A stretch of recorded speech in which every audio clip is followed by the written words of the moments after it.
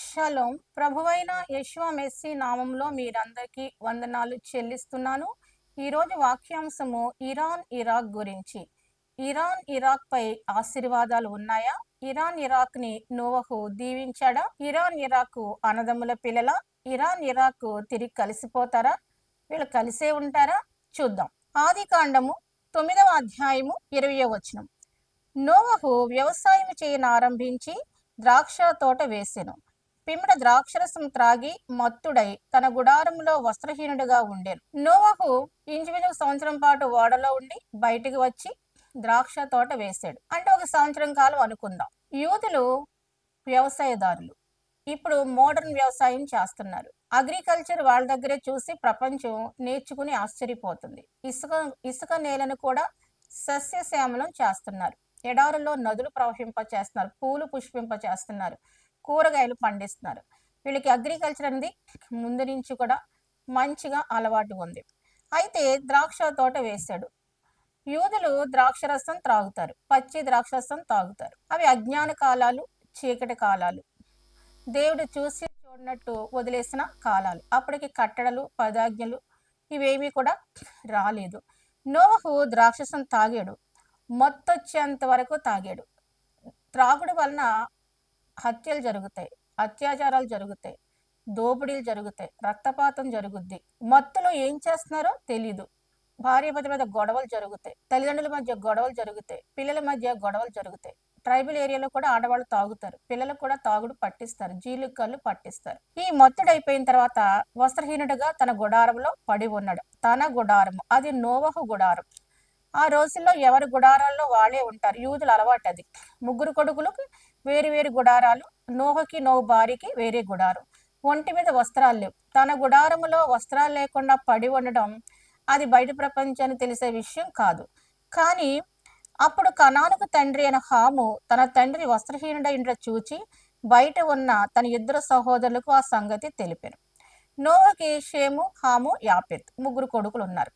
ఇందులో హామ్ అనే కొడుకు, అప్పటికే హాముకి కనాన్ అనే కొడుకు ఉన్నాడు. అంటే నోవహుకి ముగ్గురు కోడళ్ళు, ముగ్గురు కొడుకులు, మనవలు, మనవరాళ్ళు అందరూ ఉన్నారు. తన కోడలు చూస్తాన స్పృహ లేదు.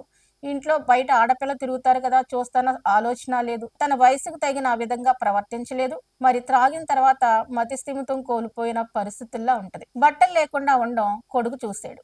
ఒక తండ్రి బట్టలు లేకుండా ఉండడం కొడుకు చూసినప్పుడు బయటికి వెళ్ళి చెప్పాల్సిన విషయం కాదు అది. అసలు తండ్రి గుడారాలకి తను ఎందుకు వెళ్ళాడు? నోహు భార్య లేదా? నోహు భార్య కూడా తాగిందా? ఆవిడ భర్తని అక్కడ పట్టించుకోలేదా? వారిద్దరు గుడారంలో లేరా? ఆమె వేరే గుడారంలో ఉందా? భార్యాభర్తలు సహజంగా ఆ రోజులు ఒకటే గుడారాలు ఉండేవి. అబ్రహాం కాలకి శారా గుడారం అని రాయబడి ఉంది. అయితే మరి బయటికి వెళ్ళి సహోదరులకి ఎందుకు చెప్పాడు? వ్యంగ్యంగా ఎందుకు చెప్పాడు? చెడుగా ఎందుకు ప్రచారం చేశాడు? అంటే తన హీనమైన మనసు. ఒక తండ్రి ఆ స్థితిలో ఉంటే బట్టలు సర్దాల్సింది పోయి, లేదా పట్టించుకొని బయటకు వచ్చేయాల్సింది పోయి, ఇతను మగపిల్లాడు. తండ్రిని అవమానపరచడం అనేది చెడ్డ హృదయం, ఒక మంచి హృదయం కాదు. కన్న తండ్రిని, జన్మనిచ్చిన తన్ని ఆ విధంగా హేయంగా మాట్లాడడం చాలా తప్పు. తన ఇద్దరు సహోదరులకే చెప్పాడా? ఇంకా ఎవరికైనా అక్కడున్న పిల్లలకి, గ్రాండ్ చిల్డ్రన్కి అందరికీ చెప్పాడా? ఊరంతా అల్లరి చేశాడా అనేది మనకి తెలియదు. కానీ అల్లరి మాత్రం చేశాడు. అప్పుడు షేమును, యాపేతును వస్త్రమటు తీసుకుని తమ ఇద్దరి భుజాల మీద వేసుకుని వెనుకకు నడిచి వెళ్ళి తమ తండ్రి దిశమలను కప్పిరి. షేము, యాపేతు ఇద్దరు కూడా నోహ కొడుకులే, అన్నదమ్ములే. వీళ్ళిద్దరు ఒక వస్త్రం తీసుకుని భుజాల మీద వేసుకుని వెనక్గా వెళ్ళి తండ్రి యొక్క ఆ వస్త్రహీనతను కప్పుతారు. వీళ్ళు మగపిల్లే, నోవహు మగవాడే. కానీ మగపిల్లలు కూడా ధైర్యం చేసి ఆ రూమ్లోకి ఎంటర్ అవడానికి ఇష్టపడలేదు.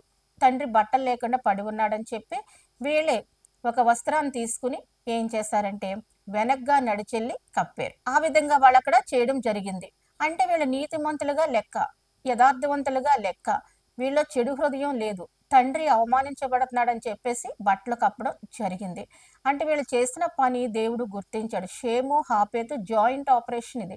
ఇద్దరు కలిపి తమ తండ్రి యొక్క దిశమలను కప్పడం అక్కడ జరిగింది. ఇది దేవుని దృష్టిలో మంచి కార్యమైంది, సమాజం దృష్టిలో మంచి కార్యం, బైబిల్లో కూడా ఇది మంచి కార్యంగా మనకు కనిపిస్తుంది. ఈ పని హాము చేయలేకపోయాడు. అప్పుడు నోహు మత్తు నుండి మేలుకుని తన చిన్న కుమారుడు చేసిన దాన్ని తెలుసుకుని కనాను శపించబడిన వాడే తన సహోదరులకు దాసుడు అగును అనెను. ఎందుకు కనాన్ని శపించాడు? హాము కొడుకు కనాన్ని తండ్రి తప్పు చేస్తే కొడుకుని ఎందుకు శపించాడు? తండ్రి చేసిన తప్పులు కొడుకు మీదకి వస్తాయి, తండ్రి చేసిన నీతి కార్యాలు కొడుకుల మీదకి వస్తాయి, వాళ్ళ వంశావళి మీదకి వస్తాయి. ఇక్కడ హాము చేసిన పని ఏంటంటే తండ్రి అంటే గౌరవం లేకుండా ప్రవర్తించాడు, నీతి లేకుండా ప్రవర్తించాడు, యథార్థత లేకుండా ప్రవర్తించాడు, అలాగే దారుణంగా మాట్లాడాడు. కానీ షేము యాపేతు వీళ్ళేం చేశారంటే తండ్రి గౌరవాన్ని కాపాడడానికి ప్రయత్నం చేశారు, ఒక మంచి పని చేశారు. ఇద్దరి మధ్య కోఆపరేషన్ ఉంది, అలాగే జెన్యూన్ పర్సన్స్ అని తెలుస్తుంది, మంచి క్యారెక్టర్ వీళ్ళదని తెలుస్తుంది. దేవుడు వీళ్ళు చేసిన మంచి పని కూడా జ్ఞాపకం చేసుకున్నాడు. యాపెతు చేసిన పని, షేము చేసిన పని. ఇప్పుడు ఎందుకు కన్నాన్ని శపించాడు? హాము కొడుకుని కన్నాన్ని ఎందుకు శపించాడు? సహోదరులకు దాసుడగునన్ను అంటే ఎందుకు సహోదరులకి దాసుడగుతాడు? షేము పిల్లలకు గాని యాపెతు పిల్లలకు గాని ఈ యొక్క కనాను పిల్లలకు గాని పడదు. కనాను ఈ హాము యొక్క పిల్లైన కనాను వంశ వాళ్ళంతా కూడా షేము పిల్లలకి యాపెతు పిల్లలకి దాసులు అవుతారు. వీళ్ళ దేశాలకు వెళ్ళిపోయినా, వంశావళిగా వెళ్ళిపోయినా, జాతుల ప్రకారం వేరైపోయినా వీళ్ళు ఎప్పటికీ కూడా ఈ యాపెతుని గెలవలేరు, షేముని గెలవలేరు. అంటే షేము పిల్లలు దీవించబడ్డారు, యాపెతు పిల్లలు దీవించబడ్డారు. ఎందుకు? వీళ్ళు చేసిన ఒక్క కార్యం, నువ్వు చేసిన ఒక్క మంచి కార్యం దేవుడు జ్ఞాపకం చేసుకుని ఆశీర్వదిస్తాడు. నువ్వు చేసిన మంచి దీన కార్యాన్ని దేవుడు జ్ఞాపకం చేసుకుని దీవెనలు ఇస్తాడు. ఇక్కడ షేము యాపేతు వంశావళన్నీ దీవించబడుతున్నాయి. ఈ యొక్క హాము కుమారుడైన మరి కనాను వంశాలు శపించబడి ఎలాగా? ఎప్పటికీ యాపేతు పిల్లని జయించలేరు, ఎప్పటికీ షేము పిల్లని జయించలేరు. ఆర్థికంగా నష్టపోతారు, రాజకీయంగా నష్టపోతారు, హెల్త్ పరంగా నష్టపోతారు, భౌగోళికంగా నష్టపోతారు, భూమి పరంగా నష్టపోతారు, రాజ్యం పోద్ది, రాజ్యాలు పోతాయి, మా దాసులు అయిపోతారు, పనివాళ్ళు అయిపోతారు, కూలివారిగా మారిపోతారని చెప్పారు. మరి అతడు షేము దేవుడని యెహోవా స్తుతింపబడును గాక, కనాను అతనికి దాసుడగును. ఇక్కడ అంటున్నాడు షేము దేవుడైన యెహోవా స్తుతింపబడును గాక అని చెప్తున్నాడు. షేముకి దేవుడెవరు? యెహోవాయే అవుతాడు. చివరికి అంత్యకాలాల్లో చివరికి షేముకి దేవుడు యెహోవాయే అవుతాడు. ఇది నోవహు ఇచ్చిన దీవెన, తండ్రి వద్ద ఉన్న దీవెన, తండ్రి వద్ద ఉన్న ఆశీర్వాదము. ఈ అధ్యాయంలో ఆదికాండం 10వ అధ్యాయము 22వ వచనం. షేము కుమారులు ఏలాము, అషూరు, అర్పక్షదు, లూదు, అరామను వారు. ఏలామీలు, షేము కుమారులు ఏలామీలు.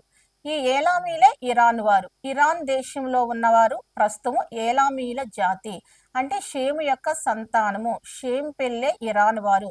దేవుడు ఇరాన్ కూడా దీవించాడు, ఎందుకంటే షేము చేసిన మంచి పని బట్టి వీళ్ళని దేవుడు మరి ఆశీర్వదించడం అనేది జరిగింది. అలాగే యాపెతు కుమారులు, ఆదికాండం 10వ అధ్యాయం 2వ వచనం. యాపెతు కుమారులు గోమెరు, మాగోగు, మాదయి, తువాలు, తుబాలు, మెషెక్, తీరస్ అనువారు. వీళ్ళలో నుంచి మాదయి అనే కుమారుడు పుట్టాడు. ఈ మాదయే బబులోనీయులు, ఈ మాదయే ఇరాక్ వాళ్ళు. అంటే ఇరాక్ వాళ్ళు ఎవరి సంతానము? యాపెతు యొక్క సంతానం. యాపెతుని కూడా దేవుడు దీవించాడు. యాపెతు కుమారుడైన మాదయి మీదకి ఆశీర్వాదం వచ్చింది. ఆ మాదయి ప్రాంతమే బబులోను ప్రాంతం, ఆ మాదయి ప్రాంతమే ఈ యొక్క ఇరాకు ప్రాంతం. ఇరాకు, ఇరాను. ఇప్పుడు ఇరాకు, ఇరాను అన్నదమ్ముల పిల్లలు, నోవహు యొక్క ముని మనవలు, నోవహు పిల్లల యొక్క పిల్లలు, ముని మనవలు. ఈ రెండు కూడా పర్షియా దేశంగా కలిసి చాలా సంవత్సరాలు అలాగే ఉన్నాయి, కొన్ని వందల సంవత్సరాలు పర్షియా దేశంగా కలిసి అలాగే ఉన్నాయి. అయితే ఈ దేశం ఇరాన్ ఇరాక్గా ముక్కలు చేయబడింది. ఒకప్పుడు కలిసే ఉండి కానీ తర్వాత ఇది ముక్కలు చేయబడింది. ఇప్పుడు షేము దేవుడిని యెహోవా స్తుతింపడుగా కంటే ఏలామీలకు దేవుడు ఎవరవుతారు? యెహోవా అవుతాడు, అంటే యేసుక్రీస్తు అవుతాడు. ఈ ఇరాన్ దేశంలో 50,000 మసీదులు మూసేశారు. అలాగే అండర్ గ్రౌండ్ చర్చెస్ అభివృద్ధి పొందుతున్నాయి. 10 లక్షల మందికి దేవుడు దర్శనాల్లో కనిపించాడు, స్వయంగా యేసుప్రభు దర్శనంలో కనిపించాడు, వాక్యం లేకపోయినా, పాస్టర్ లేకపోయినా. అంటే ఇరాక్ వాళ్ళకి దేవుడు ఎవరవుతారు అంటే యెహోవాయే అవుతాడు, అంటే యేసుక్రీస్తే అవుతాడు. యేసుక్రీస్తునే వాళ్ళు నమ్ముతారు. చర్చిలే ఫ్లరిష్ అవుతాయి, చర్చిలే వస్తాయి. అక్కడ ప్రజలు నలిగిపోతున్నారు. 8 ఏళ్ళ పిల్లకు కూడా పెళ్లి చేయాలి. 12 ఏళ్లలోపు పెళ్లి చేయకపోతే షరియా చట్టం ప్రకారము అక్కడ గార్డ్స్ అంటారు, తీసుకెళ్లి అత్యాచారం చేసి చంపేస్తారు, ఉరి తీసి చంపేస్తారు, అంత క్రూరంగా ఉంటాయి. అక్కడ ఆడల మీద అత్యాచారం జరిగినా కూడా వాళ్ళ మీద కేసులు ఉండవు, పెళ్లి చేసుకోమంటారు, వాళ్ళు విడాకులు ఇచ్చేయచ్చు. అక్కడ విడాకులు తీసుకున్న వాళ్ళు ఎక్కువ ఉంటారు. ఏలామీ స్త్రీలు చాలా అందగత్తులు, పురుషులు కూడా చాలా అందగాళ్ళు. ఆ షేతు, యాపెతు మనం చూడకపోయినా వాళ్ళ పిల్ల రూపాల్లో ఉండడానికి మనం అవకాశం చాలా ప్రాచీన జాతులుగా వీళ్ళు లెక్క. పూర్వకాలం నుంచి బైబిల్‌లో చెప్పబడిన జాతులు వీళ్ళు. కాబట్టి ఇప్పుడు యాపెతు అంటే బబులోను. బబులోను కూడా ఇరాక్ కూడా దేవుడు ఏమవుతాడు? మరి మనం చూసినట్లయితే ఇరాన్ వాళ్ళు ఖచ్చితంగా యేసు ప్రభువుని నమ్ముకుంటారు. ఇరాన్ వాళ్ళందరూ కూడా. కనాన్ అతనికి దాసుడగును. అంటే ఇరాన్‌కి కనానీయులు దాసులుగా ఉంటారు. కనానీయులు ఇరాన్ని ఓడించలేరు. కనానీయులు ఓడిపోతారు. ఇరాన్ ఎప్పటికీ కనానీయులు గెలవలేరు. అతని సహోదరుడే, తమ్ముడే గాని గెలవలేడు. ఆర్థికంగా గెలవలేడు, ఆయుధాల్లో గెలవలేడు, రాజ్యంలో గెలవలేడు, బలములో గెలవలేడు, అందంలో గెలవలేడు. దేవుడు యాపెతుని విశాలపరచును. యాపెత్ అంటే బబులోన్ అని చెప్పాం కదా. బబులోన్‌లో కోరెష్ రాజు పరిపాలన చేశాడు. దర్యావేష్ రాజు పరిపాలన చేశాడు. గొప్ప గొప్ప రాజులు ఈ యాపెతు కుమారులైన మాదయి దేశంలో పుట్టారు. అంటే బబులోన్ దేశంలో పుట్టారు. బబులోన్ దేశంలో గొప్ప గొప్ప చక్రవర్తులు పరిపాలన చేశారు. ఇక్కడ యాపెతుని విశాలపరచునంటే ఏంటంటే అతడు షేము గుడారములో నివసించును. ఇప్పుడు ఇరాక్‌లో ఉన్న యాపెతు పిల్లలు మాదయి సంతానం ఎక్కడికి ఎక్స్టెండ్ అవుతారని చెప్తున్నాడు? షేము గుడారాల్లోకి వస్తారు. అంటే ఇరాన్‌కి వస్తారని చెప్తున్నాడు. అంటే ఇరాన్ కూడా ఒకే గుడారంలో నివసిస్తారు అని నోవహు ప్రవచనం చెప్పాడు. ఇవి వందల సంవత్సరాలు కలిసి ఉన్న ఇరాక్ వీళ్ళిద్దరు కూడా షేము, హాపెతు విడగొట్టబడ్డారు. ఇప్పుడు నోవహు దీవెనేంటి? యాపెతు అంటే ఇరాక్ వాళ్ళు ఇరాన్ గుడారాల్లో నివసిస్తారు. వాళ్ళకి ఒకటే రాజ్యం ఉంటది, ఒకటే ప్రభుత్వం ఉంటది, ఒకటే రాజు ఉంటాడు, ఒకటే చట్టాలు, ఒకటే శాసనాలు ఉంటాయి. వీళ్ళ గుడారాల్లో విందులు చేసుకుంటారు, బంధుత్వాలు కలిగి ఉంటారు అని నోవహు ఎప్పుడో దీవించాడు, ఎప్పుడో ఆశీర్వదించాడు. అని నోవహు యొక్క దీవెన ప్రకారము ఈ యాపెతు వంశాలన్నీ కూడా, మాదయి వంశాలన్నీ కూడా ఇరాక్ నుంచి ఇరాన్ అంటే ఇరాను కలిసిపోతానికి, స్నేహ సంబంధాలు ఉండటానికి ఈ దీవెన మనకి కనిపిస్తుంది. వీరి గుడారాల్లో ఉల్లాసంగా ఉండటానికి ఇరాక్ వాళ్ళు ఒకే గుడారంలో ఉన్నట్టుగా అన్నదమ్ములు కాబట్టి వీరి మధ్య వైవాహిక సంబంధాలు కానీ, లేకపోతే ఆర్థిక సంబంధాలు కానీ, రాజకీయ సంబంధాలు కానీ, ఇంకా ఏదైనా సరే ఆయుధాలు కానీ ఏవైనా సరే షేర్ చేసుకోవడానికి ఈ దీవెన మనకి తోడ్పడుతుంది. ఈ దీవెన ప్రకారం ఇరాక్ వీళ్ళ గుడారాల్లోకి ఎక్స్టెండ్ అయిపోవాలి. ఇరాన్ నుంచి ఇరాక్కి అంటే ఇరాక్ కలిసిపోవాలి. ఈ దీవెన ప్రకారము వాళ్ళు కలిసిపోవడానికి అవకాశం ఉంది. ఎందుకంటే నోవహే దీవించాడు. తన శరీరంలో బట్ట కప్పారు కాబట్టి అన్నదమ్ములు జాయింట్ ఆపరేషన్ చేశారు కాబట్టి వీళ్ళు జాయింట్‌గానే ఉండాలి, ఉమ్మడిగానే ఉండాలి, కలిసే ఉండాలి. వీరి భుజాలు ఎప్పుడూ కలిసే ఉండాలి, వీరి పిల్లలు ఎప్పుడూ కలిసే ఉండాలి. నోవహు కోరుకున్నాడు. నోవహు ఆ విధంగా దీవెన వారికి ఇచ్చాడనమాట. అతని కనాను దాసుడగును. ఈవెన్ ఇరాక్‌ను కూడా ఏంటి ఇరాన్ని గాని కనానీయులు జయించలేరు. కనాన్లు దాసులుగానే బతుకుతారు. అన్ని రకాలుగా దాసత్వమే ఉంటది. ఎక్కడో ఒక తప్పు జరిగితే అతని బట్టి అతని వంశాలన్నీ కూడా శపించబడిపోతున్నాయి. అతని వంశాలన్నిటి వీళ్ళకి వాక్యం లేదు, ప్రార్థన లేదు, పరలోకం లేదు, ఏమీ లేదు. లోకరీతిగా బానిసలుగా బతుకుతారు, దోసులుగా బతుకుతారు అని చెప్పారు. ఇప్పుడు కనానీయులు ఎవరో మనం చూద్దాం. ఆదికాండం 10వ అధ్యాయము 15 వచనం. కనాను తన ప్రథమ కుమారుడు సీదోన్ను, హేతును, యెబూసీయులను, అమోరీయులను, గిర్గాషీయులను, హివ్వీయులను, అర్కీయులను, సీనీయులను, అర్వాదీయులను, సెమారీయులను, హమాతీయులను కనును. తరువాత కనానీయుల వంశములు వ్యాపించును. కనానికి మొట్టమొదటి కుమారుడు పుట్టాడు సీదోను. ఈ సీదోనీయురాలే యెజబెలు. యెజబెలే అహాబు యొక్క భార్య. ఈమె అనేక వందల ప్రవక్తల్ని చంపించేసింది. ఇజ్రాయెల్ దేశాన్ని విగ్రహాదంలో నింపేసింది. ఏలియాని అవమానపరిచింది. ఈవిడ్నే కుక్కలు తినేసినాయి. ఈ సీదోన్ రాకుమార్నే కుక్కలు తినేసినాయి. కనానీయులు సీదోన్ దేశం, తర్వాత హేతు, యెబూసీయులు, అమోరీయులు, గిర్గాషీయులు, హివ్వీలు, అర్కీలు, సీనీయులు, అర్వాదీయులు, సెమారీయులు, హవాతీయులు. ఈ యొక్క జనాంగాలన్నీ కూడా కనాన్ నుంచి వచ్చినాయి. ఇవన్నీ మరి ఎక్కడున్నాయి? ఈ కనానీయుల సరిహద్దు సీదో నుండి గెరారుకి వెళ్ళు మార్గంలో గాజా వరకు. అంటే గాజా వరకు కూడా ఉంది కనానీయులే. గాజాలో ఉంది ప్రాచీన కాలానికి చెందిన కనానీయులు. ఫిలిస్టీన్లు కాదు, పాలస్తీనా వాళ్ళు వేరు. ఈ గాజా గురించి మనం చెప్పుకుంటాం. గాజాలో ఉంది కనాను సంతానము. కనానీయుల పిల్లలే గాజాలో ఉన్నారు.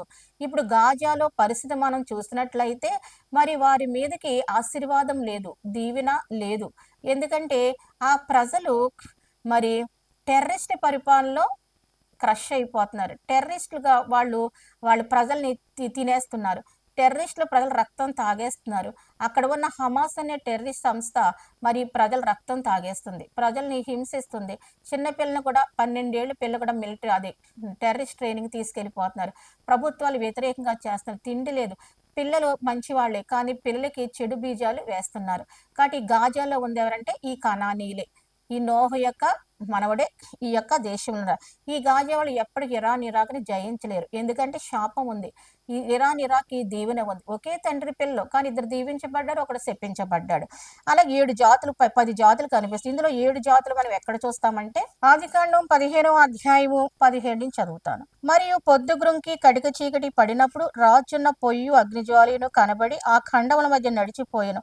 ఆ దినమందే యెహోవా ఐగుప్తు నది మొదలుకుని గొప్ప నది అని యూఫ్రటీస్ నది వరకు ఈ దేశమును అనగా కేనీయులు, కనిజీలు, కద్మోనీలు, హిత్తీయులు, పెరిజీలు, రెఫాయిలు, అమోరీలు, కనానీయులు, గిర్గాషీలు, యెబూసీలను నీ సంతానానికి ఇచ్చి ఉన్నానని అబ్రాహాముతో నిబంధన చేసెను. ఇప్పుడు ఈ కనాను పిల్లలందరూ ప్రజెంట్ ఇజ్రాయెల్ దేశంలో ఉండేవారు. 7 జాతులు. ఈ 10 జాతులు 7 జాతులుగా అయినాయి. ఈ జాతులన్నీ కూడా ఏంటంటే ఇజ్రాయెల్ దేశంలో ఉండేవారు. భూమి నట్టనడుమ ఇజ్రాయెల్ దేశం ఉంది. ఆ దేశంలో ఉండి పిల్లలను చంపేసేవారు, నరబలులు ఇచ్చేవారు, రక్తపాతం చేసేవారు, విగ్రహారాధన చేసేవారు. అందువల్ల యెహోవాకి ఇష్టం లేక ఈ 7 జాతుల్ని సంహరించి ఆ ఇజ్రాయెల్ దేశానికి ఏం చేశాడు అంటే రాజ్యాన్ని ఇచ్చాడు. ప్రజెంట్ ఈ కనానీయుల భూమిని ఇజ్రాయేలీయులు ఏం చేస్తున్నారు? పరిపాలన చేస్తారు. ఇది యెహోవా వారికి ఇచ్చేశాడు. ఎందుకు ఇచ్చాడంటే ఈ కనాని మీద నోవహు శాపం ఉంది. కనానీయులు సైతాన్‌తో సహవాసం చేశారు కాబట్టి దేవుడు ఆ ప్రాంతంలో ఏం చేశారంటే ఇజ్రాయేలుకి రాజ్యాన్ని ఇచ్చేయడం జరిగింది. ఇప్పుడు ప్రెజెంట్ ఇజ్రాయేల్‌లో అబ్రహాం సంతానం ఉన్నారు. యాకోబు పిల్లలు ఉన్నారు. కానీ అదొకప్పుడు ఈ కనానీయులది. కనానీయులందరూ అక్కడ చేరారనమాట. యెహోవా దేవుడు ఎందుకు కనానీయుల్ని చంపించాడు? కనానీయుల దేశాన్ని ఎందుకు ఇజ్రాయెల్‌కి ఇచ్చాడు అంటే కనానీయులు చేసిన పనులు చూద్దాం. లేవీకాండం 18. మరి యెహోవా మోషేకి ఇలాగ సెలవిచ్చెను. నేను నీ దేవుడైన యెహోవానని నీవు ఇశ్రాయేలుతో చెప్పుము. మీరు నివసించిన ఐగుప్తు దేశాచారముల చొప్పున మీరు చేయకూడదు. నేను మిమ్మల్ని రప్పించిన కనాన్ దేశాచారముల చొప్పున మీరు చేయకూడదు. వారి కట్టడలను బట్టి నడవకూడదు. మీరు నా విధులను గైకొనవలెను. నా కట్టలను బట్టి నడుచుకుంటూ వాటిని ఆచరించవలెను. మీ దేవుడు నేను యెహోవాను. కనాను దేశాచారములు చొప్పున మీరు నడవకూడదని చెప్పాడు. కనాన్ దేశాచారాలు ఏంటి? కనాన్ దేశంలో ఏ ఆచారాలు ఉన్నాయి? కనానీయులు ఏమేం పనులు చేసేవారు? కనానీయుల బుద్ధి ఏంటి? కనానీయుల స్వభావం ఏంటి? అంటే ఆ రోజు హాము ఎలాగైతే తండ్రి వస్త్రునిగా పడి ఉంటే అవమానపరిచి తండ్రిని అసహ్యంగా చేశాడో, అలాగే వాళ్ళ పిల్లలు కూడా అదే బుద్ధితో ఉన్నారు. ఆ పితరులు నీతిమంతులైతే పిల్లలందరూ నీతిమంతులుగా ఉంటున్నారు. పితరులు చెడుగా ఉన్నప్పుడు పిల్లలు కూడా చెడుగా ఉంటారు. ఇక్కడ చెప్తున్నాడు 6వ వచనంలో, మీలో ఎవరును తమ రక్త సంబంధాల మానాచ్ఛాదం తీటు వారిని సమీపింపకూడదు. నేను యెహోవాను. ఇక్కడ ఈ వాక్యాలన్నీ మీరు చదివితే రక్త సంబంధులని వివాహం చేసుకోవద్దు, రక్త సంబంధుల మీద అత్యాచారాలు చేయొద్దు, రక్త సంబంధ సహజీవనాలు చేయొద్దు, రక్త సంబంధ ఉపపత్తులుగా తీసుకోవద్దు అని చాలా రూల్స్ పెట్టాడు. చాలా రూల్స్ ఉన్నాయన్నమాట. ఇదంతా మీరు చదవండి. సహోదరుని పెళ్లి చేసుకోకూడదు. తల్లిని పవిత్రంగా చూడాలి. తండ్రిని పరిశుద్ధంగా మనం చూడాలి. అలాగే తర్వాత నీ తండ్రికి బయట పుట్టిందేంటి, ఇంటి పుట్టిందేంటి పవిత్రంగా చూడాలి. ఇవి చాలా రూల్స్ ఉన్నాయి. కనానికి ఇవేవి ఉండవంట.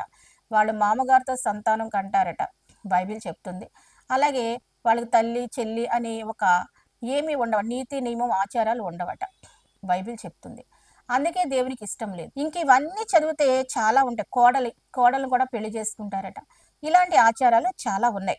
ఇవన్నీ తప్పు అని చెప్పేసి బైబిల్ గ్రంథం చెప్పింది.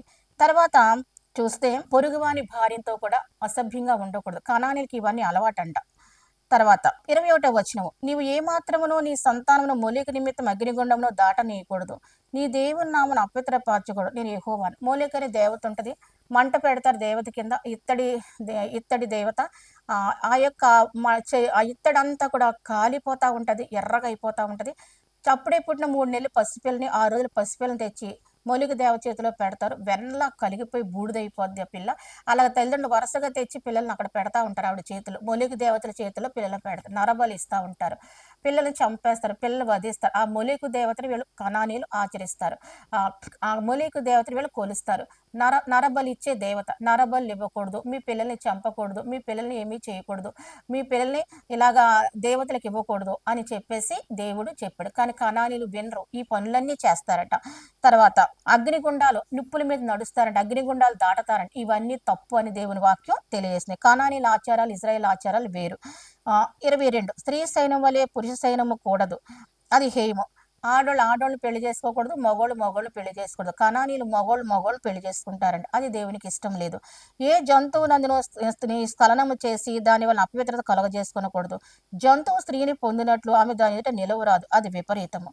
తర్వాత జంతువులతో శారీరక సంబంధాలు పెట్టుకుంటారట కనానీయులు.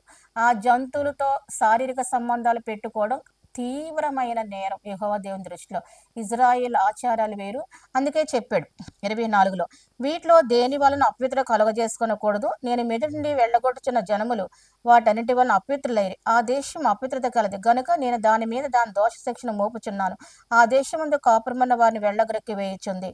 చూసారా, ఈ దేశం ఈ పనులన్నీ చేసింది. ఆ దేశం ఆ దోషం భరించలేకపోతున్న శిక్ష భయంకరంగా ఉంటుంది. కాబట్టి వీళ్ళందరినీ నేను తీసేసి ఇజ్రాయేల్ మీకు ఈ దేశాన్ని ఇస్తున్నాను, మీరు ఇలా చేయకూడదు, నా కట్టడల ప్రకారం నడవండి, నా ఆజ్ఞల ప్రకారం నడవండి అని దేవుడు చెప్పాడు.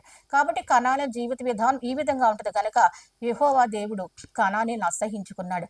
ఈ కనాన నోవహుకి మనవడవుతాడు. కాబట్టి కనానీయుల జాతులు అన్నీ కూడా చాలా వరకు నశింపజేయబడి కొద్ది శేషమే అక్కడ ఉంది.